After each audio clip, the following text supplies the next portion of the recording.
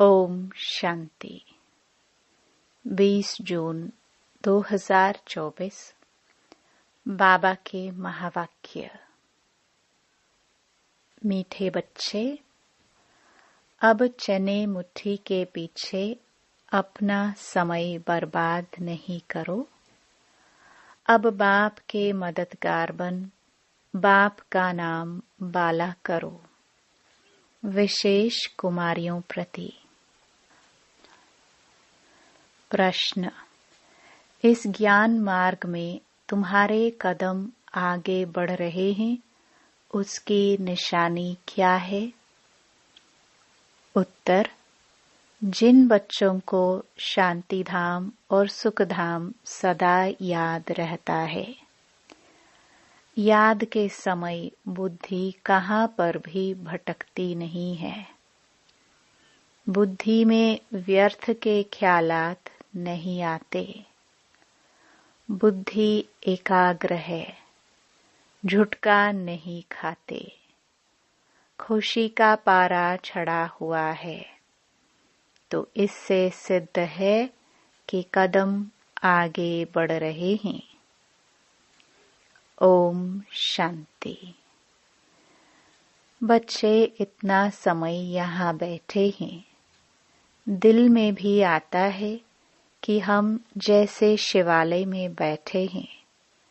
शिव बाबा भी याद आ जाता है, स्वर्ग भी याद आ जाता है। याद से ही सुख मिलता है। यह भी बुद्धि में याद रहे, हम शिवालय में बैठे हैं तो भी खुशी होगी। जाना तो आखिरीन सभी को शिवालय में है। शांति धाम में कोई को बैठ नहीं जाना है। वास्तव में शांति धाम को भी शिवालय कहेंगे, सुख धाम को भी शिवालय कहेंगे। दोनों स्थापन करते हैं। तुम बच्चों को याद भी दोनों को करना है। वो शिवालय है शांति के लिए और वो शिवालय है सुख के लिए। ये है दुख धाम। अभी तुम संगम पर बैठे हो। शांति धाम और सुख धाम के सिवाय और किसकी भी याद नहीं होनी चाहिए। भल कहाँ भी बैठे हो, धंधे आदि में बैठे हो, तो भी बुद्धि में दोनों शिवालय याद आने चाहिए। दुख धाम भूल जाना है। बच्चे जानते हैं ये वैश्यालय दुख धाम अब खत्म हो जाना है। यहाँ बैठे तुम बच्चों को झुटका आदि भी नहीं आना चाहिए। बहुतों की बुद्धि कहाँ कहाँ और तरफ चली जाती है। माया के विघ्न पड़ते हैं। तुम बच्चों को बाप घड़ी घड़ी कहते हैं, बच्चे मन मना भव। भिन्न भिन्न प्रकार की युक्तियां भी बतलाते हैं। यहाँ बैठे हो, बुद्धि में यह याद करो कि हम पहले शांति धाम शिवालय में जाएंगे, फिर सुखधाम में आएंगे। ऐसा याद करने से पाप कटते जाएंगे। जितना तुम याद करते हो उतना कदम बढ़ाते हो। यहाँ और कोई ख्यालात में नहीं बैठना चाहिए, नहीं तो तुम औरों को नुकसान पहुंचाते हो। फायदे के बदले और ही नुकसान करते हो। आगे जब बैठते थे तो सामने कोई को जांच करने के लिए बिठाया जाता था। कौन झुटका खाते हैं, कौन आंखें बंद कर बैठते हैं, तो बड़ा खबरदार रहते थे। बाप भी देखते थे। इनका बुद्धि योग कहाँ भटकता है क्या, या झुटका खाते हैं क्या? ऐसे भी बहुत आते हैं जो कुछ भी समझते नहीं है। ब्राह्मणियां ले आती हैं। शिव बाबा के आगे बच्चे बड़े अच्छे होने चाहिए, जो गफलत में नहीं रहे, क्योंकि यह कोई ऑर्डिनरी टीचर नहीं। बाप बैठ सिखलाते हैं। यहाँ बहुत सावधान होकर बैठना चाहिए। बाबा 15 मिनट शांति में बिठाते हैं।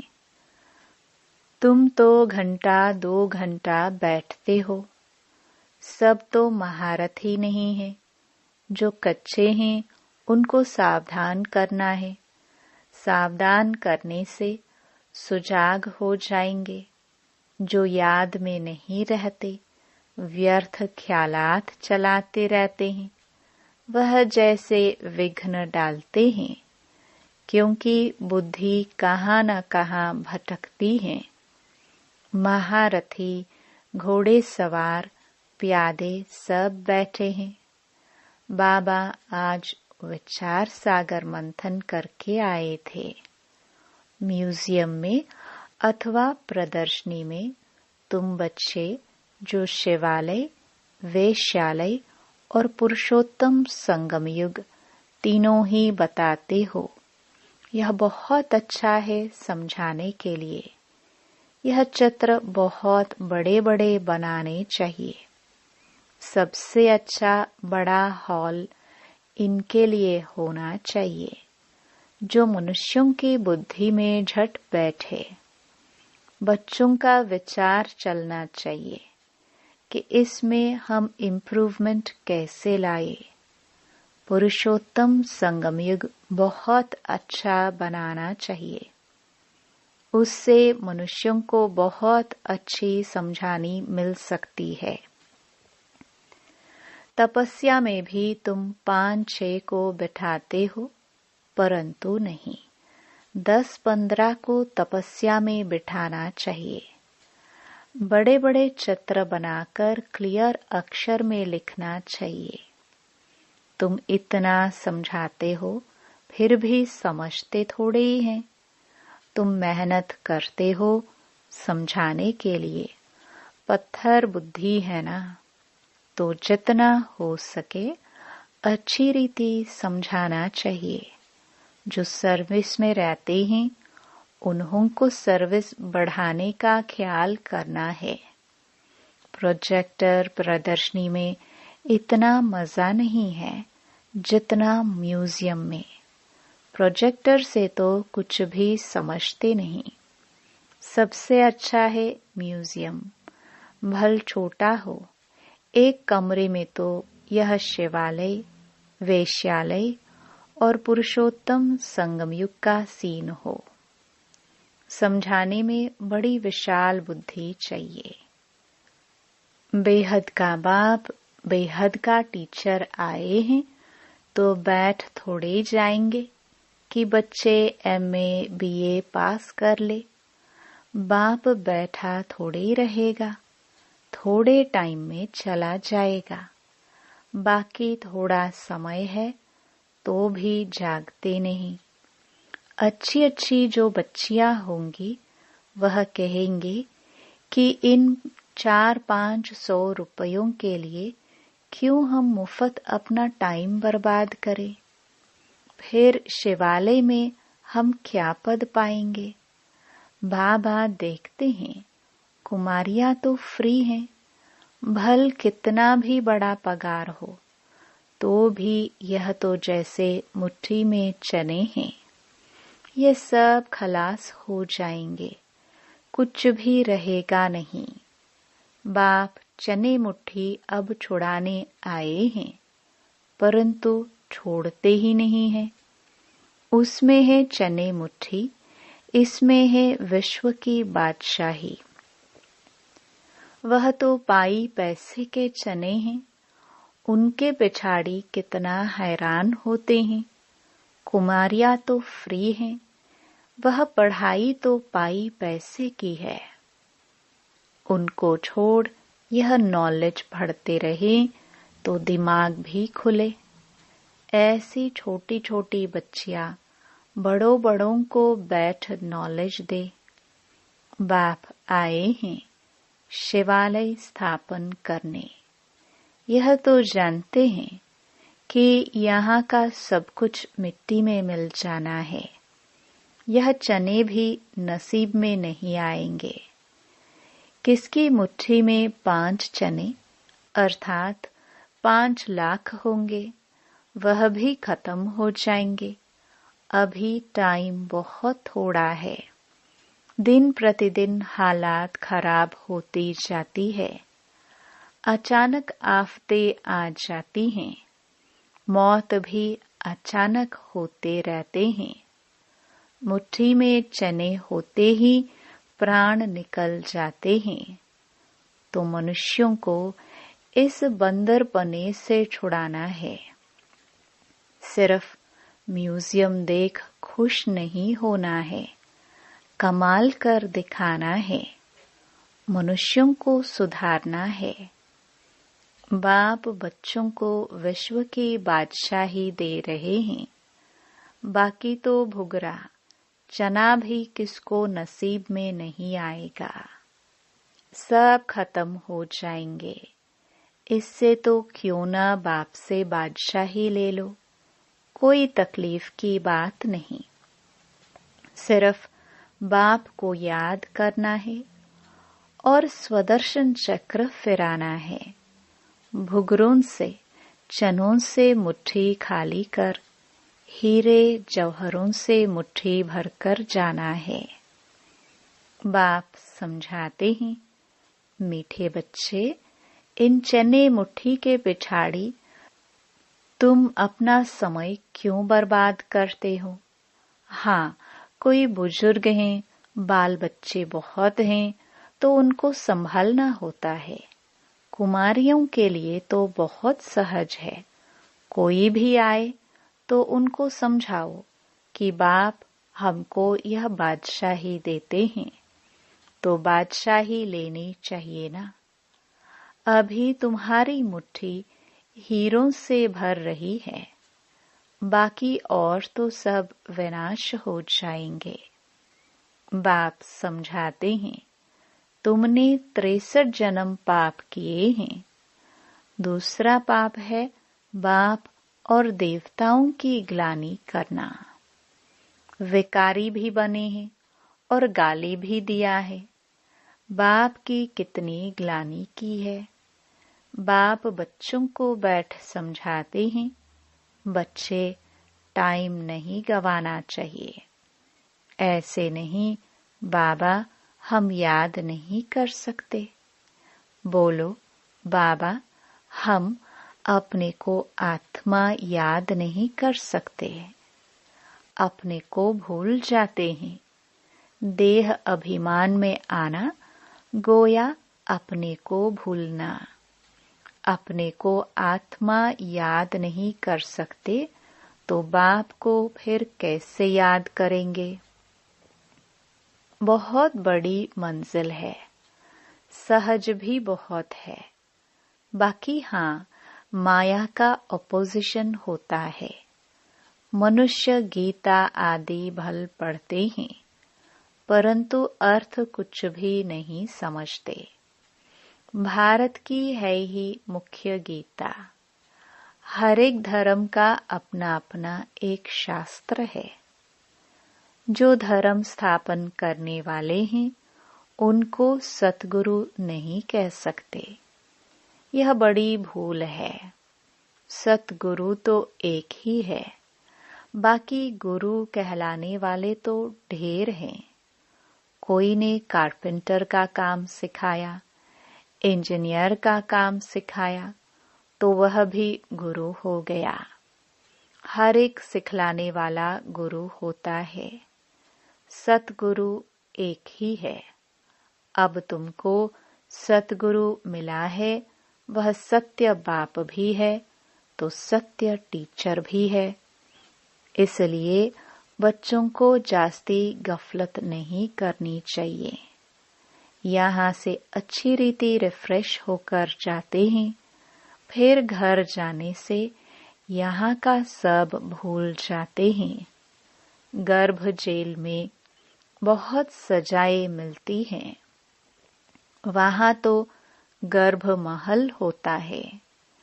विक्रम कोई होता नहीं जो सजा खानी पड़े। यहाँ तुम बच्चे समझते हो, हम बाप के सम्मुख पढ़ रहे हैं। बाहर अपने घर में तो ऐसे नहीं कहेंगे। वहां समझेंगे भाई पढ़ाते हैं। यहाँ तो डायरेक्ट बाप के पास आए हैं। बाप बच्चों को अच्छी रीति समझाते हैं। बाप की और बच्चों की समझाने में फर्क हो जाता है। बाप बैठ बच्चों को सावधान करते हैं। बच्चे बच्चे कह समझाते हैं। तुम शिवालय और वेश्यालय को समझते हो। बेहद की बात है। यह क्लियर कर दिखाओ तो मनुष्यों को कुछ मजा आए। वहां तो ऐसे ही हंसी कुड़ी में समझाते हो। सीरियस हो समझाओ तो अच्छी रीति समझे। रहम करो अपने पर। क्या इस वेश्यालय में ही रहना है? बाबा के ख्यालात तो चलते हैं ना। कैसे कैसे समझाए। बच्चे कितनी मेहनत करते हैं, फिर भी जैसे डिब्बी में ठिकरी। हाँ हाँ करते जाते। बहुत अच्छा है। गांव में समझाना चाहिए, खुद नहीं समझते। साहूकार पैसे वाले लोग तो समझेंगे भी नहीं, बिल्कुल अटेंशन ही नहीं देंगे। वह पिछाड़ी में आएंगे, फिर तो टू लेट हो जाएंगे। न उनका धन काम में आएगा, न योग में रह सकेंगे। बाकी हाँ, सुनेंगे तो प्रजा में आएंगे। गरीब बहुत ऊंच पद पा सकते हैं। तुम कन्याओं के पास क्या है? कन्या को गरीब कहा जाता है, क्योंकि बाप का वर्षा तो बच्चे को मिलता है। बाकी कन्यादान दिया जाता है, तब विकार में जाती है। कहेंगे शादी करो तो पैसे देंगे, पवित्र रहना है तो एक पाई भी नहीं देंगे। मनोवृत्ति देखो कैसी है। तुम कोई से भी डरो मत। खुली रीति समझाना चाहिए, फुर्त होना चाहिए। तुम तो बिल्कुल सच कहते हो। यह है संगम युग। उस तरफ है चने मुट्ठी, इस तरफ है हीरों की मुट्ठी। अभी तुम बंदर से मंदिर लायक बनते हो। पुरुषार्थ कर हीरे जैसा जन्म लेना चाहिए ना। शक्ल भी बहादुर शेरनी जैसी होनी चाहिए। कोई कोई की शक्ल जैसे रीढ़ बकरी मिसल है, थोड़ा आवाज से डर जाएंगे। तो बाप सभी बच्चों को खबरदार करते हैं। कन्याओं को तो फंसना नहीं चाहिए, और ही बंधन में फंसेंगे तो फिर विकार के लिए डंडे खाएंगे। ज्ञान अच्छी रीति धारण करेंगी तो विश्व की महारानी बनेंगी। बाप कहते हैं, मैं तुमको विश्व की बादशाही देने आया हूँ। परंतु किसी किसी के नसीब में नहीं है। बाप है ही गरीब निवास। गरीब हैं कन्याएं। माँ बाप शादी नहीं करा सकते हैं तो दे देते हैं, तो उनको नशा चढ़ना चाहिए। हम अच्छी रीति पढ़कर पद तो अच्छा पाए। अच्छे स्टूडेंट जो होते हैं वह पढ़ाई पर ध्यान देते हैं। हम पास विद ऑनर हो जाए, उनको ही फिर स्कॉलरशिप मिलती है। जितना पुरुषार्थ करेंगे उतना ऊंच पद पाएंगे। वह भी 21 जन्म लिए। यहाँ से अल्पकाल का सुख। आज कुछ मर्तबा, कल मौत आ गया, खलास। योगी और भोगी में फर्क है ना। तो बाप कहते हैं गरीबों पर ज्यादा अटेंशन दो। साहूकार मुश्किल उठाएंगे, सिर्फ कहते बहुत अच्छा है, यह संस्था बहुत अच्छी है, बहुतों का कल्याण करेगी, अपना कुछ भी कल्याण नहीं करते। बहुत अच्छा कहा, बाहर गए, खलास। माया डंडा उठाकर बैठी है, जो हौसला ही गुम कर देती है। एक ही थप्पड़ लगाने से अकल चट कर देती है। बाप समझाते हैं, भारत का हाल देखो क्या हो गया है। बच्चों ने ड्रामा को अच्छी रीति समझा है।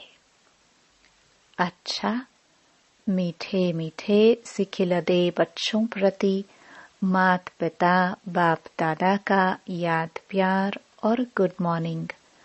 रूहानी बाप की रूहानी बच्चों को नमस्ते। धारणा के लिए मुख्य सार। पहला, चने मुट्ठी छोड़ बाप से विश्व की बादशाही लेने का पूरा पुरुषार्थ करना है। किसी भी बात में डरना नहीं है। निडर बन बंधनों से मुक्त होना है। अपना समय सच्ची कमाई में सफल करना है। दूसरा, इस दुखधाम को भूल शिवालय अर्थात शांतिधाम सुखधाम को याद करना है। माया के विघ्नों को जान उनसे सावधान रहना है। वरदान, गीता का पाठ पढ़ने और पढ़ाने वाले नष्टो मोहा स्मृति स्वरूप भव। गीता ज्ञान का पहला पाठ है, अशरीरी आत्मा बनो, और अंतिम पाठ है, नष्टो मोहा स्मृति स्वरूप बनो। पहला पाठ है विधि और अंतिम पाठ है विधि से सिद्धि। तो हर समय पहले स्वयं यह पाठ पढ़ो, फिर औरों को पढ़ाओ। ऐसा श्रेष्ठ कर्म करके दिखाओ जो आपके श्रेष्ठ कर्मों को देख अनेक आत्माएं श्रेष्ठ कर्म करके अपने भाग्य की रेखा श्रेष्ठ बना सके। स्लोगन, परमात्म स्नेह में समाये रहो तो मेहनत से मुक्त हो जाएंगे। ओम शांति।